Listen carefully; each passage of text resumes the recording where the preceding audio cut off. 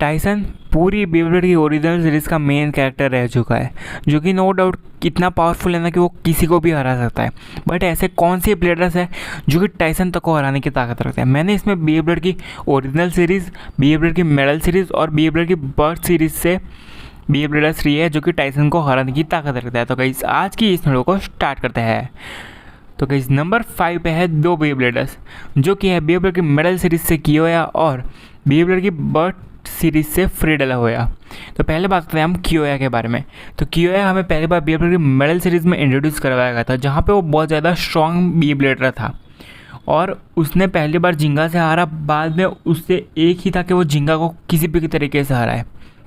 और कियोया के बेब्लेड की बात करते हैं, उसके पास है लियोन, रॉक लियोन, जो कि बहुत ज़्यादा पावरफुल है और वो लेजेंडरी ब्लेडर्स में से भी एक है गाइस।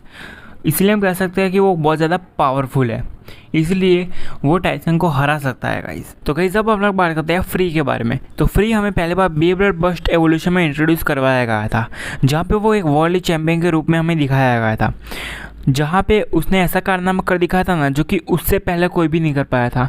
उसने लेजेंड लुइस हिरोसागी को हरा के साबित कर दिया था कि वो बेब्लेड वर्ल्ड के स्ट्रॉन्गेस्ट बेब्लेड में था, है और रहेगा गाइस। और उसके बेब्लेड की बात तो उसका पास है फेफनियर, और उसका फेफनियर लिटरली बहुत ज़्यादा पावरफुल बेब्लेड है। उसका बेब्लेड है लेफ्ट रोटेशन बेब्लेड, और जब भी फ्री ने अपना नथिंग ब्रेक का यूज़ किया है ना, उसे हमने बहुत कम बार हारते हुए देखा है नथिंग ब्रेक के साथ। और वो नथिंग ब्रेक का यूज़ करे तो किसी को भी हरा सकता है, टाइसन जैसे बेब्लेडर को।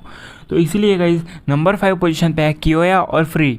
तो गाइस अब हम लोग बढ़ते हैं नंबर 4 पोजीशन पे। तो गाइस नंबर 4 पोजीशन पे है दो बेब्लेडर जो कि है बेब्लेड की मेडल सीरीज़ का मेन कैरेक्टर जिंगा और बेब्लेड की बर्थ सीरीज़ का मेन कैरेक्टर वॉल्ट अवोई।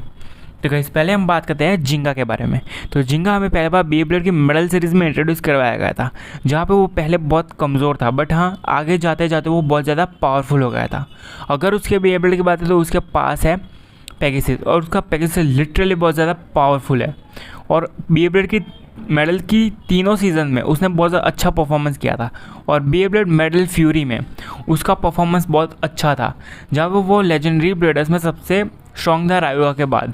तो हम कह सकते हो कितना ज़्यादा पावरफुल होगा जिंगा।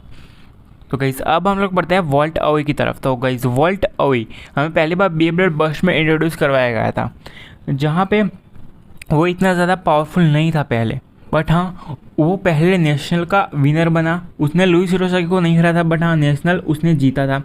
बाद में उसने बैटल की थी फ्री डेलाहोया से। तो फ्री डेलाहोया के बाद उसको पता चला था कि बेब्लेड वर्ल्ड में कई सारे स्ट्रॉन्ग ब्लेडर्स मौजूद है। बाद में उसने कॉडी ट्रेनिंग स्टार्ट कर दी थी और वो शू कुरनाई को हरा के बेब्लेड वर्ल्ड चैम्पियन बना था बेब्लेड बस्ट एवोल्यूशन में, और बाद में उसको लेजेंड का भी लेजेंड मानने लगे थे गाइस। बेब्लेड बस्ट टर्बो में उसकी परफॉर्मेंस गाइस बहुत अच्छी रही थी। तो इसलिए गाइस नंबर 4 पोजीशन डिजर्व करता है जिंगा और वॉल्ट। तो गाइस अब हम लोग बढ़ते हैं नंबर 3 पोजीशन पे। तो गाइस नंबर 3 पोजीशन पे है बेब्लेड की मेडल सीरीज से रायुगा। तो गाइस रायुगा हमें पहले बार बेब्लेड की मेडल सीरीज़ में इंट्रोड्यूस करवाया गया था, जहाँ पे वो पहले एक तो विलन की तौर पे दिखाया गया था, जहाँ पे वो डार्क नेबुला का मेंबर था। और डार्क नेबुला का मेंबर होने के साथ साथ वो डार्क नेबुला का सबसे पावरफुल मेंबर था, जिसे कोई भी नहीं हरा सकता था। और उसे एक ऐसा बेब्लेडर था ना जो कि बहुत ज़्यादा पावरफुल था उस वक्त, जो कि था एल ड्रैगो। और पहले तो एल ड्रैगो की पावर हावी हो गई थी रायुगा पे, और रायुगा अपनी फर्स्ट बैटल तभी हारा था जब उसकी डायरेक्ट पावर हावी हो गई थी, जो कि थी जिंगा के खिलाफ वो बैटल। और बाद में रायुगा ने डायरेक्ट पावर को हटाया अपने अंदर से। बाद में उसने कड़ी ट्रेनिंग स्टार्ट कर दी थी, और रायुगा की पावर गाइस हम लोग जानते कितनी ज़्यादा है। और उसने आज तक सिर्फ और सिर्फ 2 ही बैटल हारे। उसका विन परसेंटेज रेट है 98%, जो कि बहुत ज़्यादा है। सिर्फ वो जिंगा और रागो से ही हारा है। रागो तो एक गॉड लेवल बेब्लेडर है, और जिंगा के सामने उसकी डायरेक्ट पावर हावी हो गई थी। तो हम कह सकते हैं कि उसने पूरी परफॉर्मेंस गाइस बहुत अच्छी की है मेडल सीरीज़ में। तो इसीलिए गाइस नंबर 3 पोजीशन डिजर्व करता है बेब्लेड की मेडल सीरीज से रायुगा। तो गाइस अब हम लोग बढ़ते हैं नंबर 2 पोजीशन पे। तो गाइस नंबर 2 पोजीशन पे है बेब्लेड की ओरिजिनल सीरीज से ब्रुकलिन। तो ब्रुकलिन हमें पहली बार इंट्रोड्यूस करवाया गया था बेब्लेड की ओरिजिनल सीरीज में, या फिर मैं कहूँ बेब्लेड जी रेवोल्यूशन में। जहाँ पे उसने पहली बैटल में साबित कर दिया था कि वो बहुत ज़्यादा स्ट्रॉन्ग बी ब्लेडर है, जहाँ पे काय ने उसे चुनौती दी थी, या फिर कहूँ काय से उसने बैटल की थी।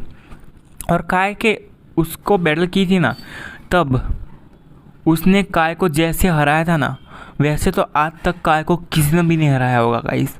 लिटरली काय 2 या 3 ही अटैक में हार गया था।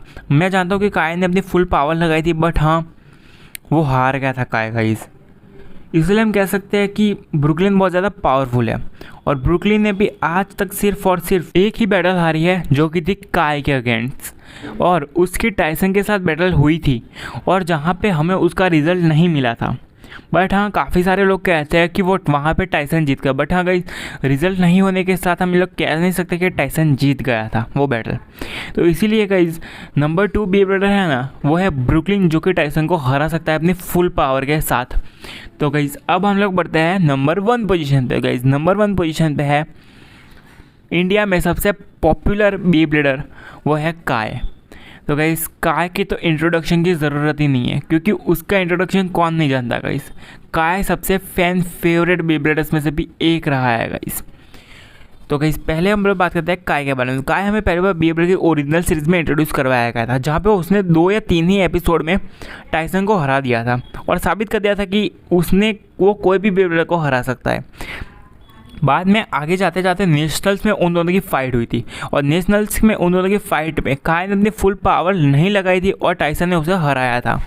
बाद में ब्रेकर्स बनी थी गाइस, और ब्रेकर्स बनने के बाद टाइसन की पावर इंसेन लेवल पे ले जाने का काम किया था काय ने। तो हम कह सकते हैं कि काय ने बहुत ज़्यादा कुछ सिखाया है टाइसन को, और सीखा भी है टाइसन से। और उसकी बैटल हुई थी जी रेवोल्यूशन में काय वर्सेस टाइसन की, जहाँ पे टाइसन पहले बैटल लड़ के आया था, तब वो थका हुआ था, इसलिए वो देख के काय ने भी उसके टीम के 2 मेंबर से बैटल की थी, और जहाँ पे काय थक गया था।